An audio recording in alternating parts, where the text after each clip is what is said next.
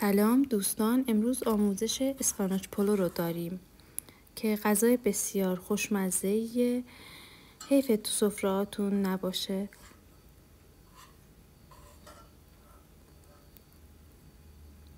اول ساقه‌های اسفناج رو جدا می‌کنیم.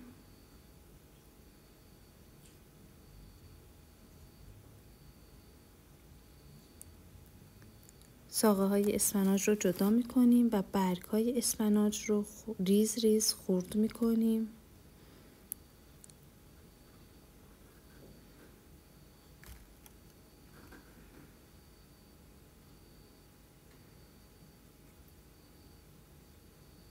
همانطور که تو تصویر مشاهده می‌کنین اسفناج ها رو خرد می‌کنیم.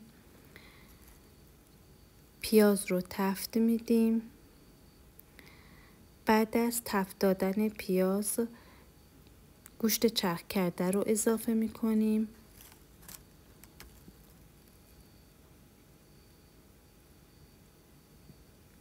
قبل از اینکه آب گوشت کشیده بشه اسفناج ها رو اضافه می‌کنیم.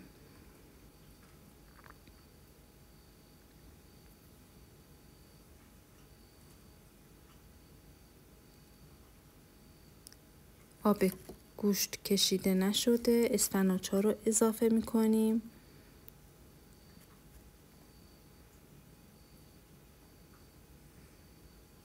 مقدار اسفناج سلیقه‌ایه که چقدر بریزین، ولی هر چقدر اسفناج بیشتر باشه خوشمزه تر میشه.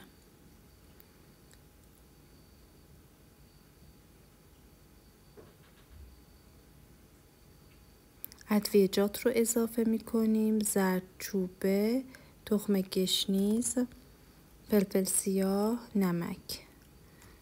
کاملا مخلوط می‌کنیم.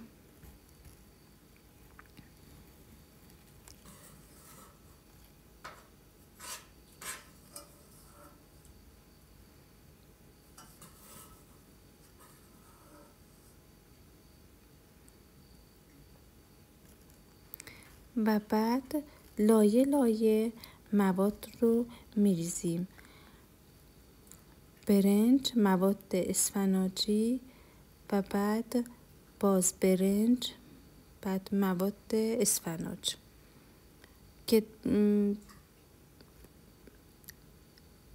گرده قوره هم تو هر لایه اضافه میکنیم. گرده قوره این غذا رو خوشمزه میکنه.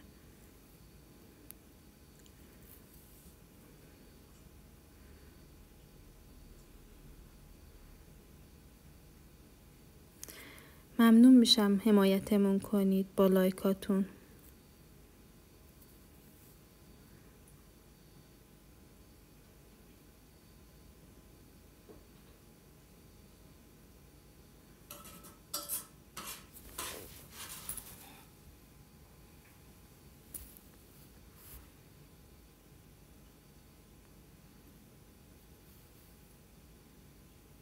همونطور که مشاهده میکنید لایه لایه مواد رو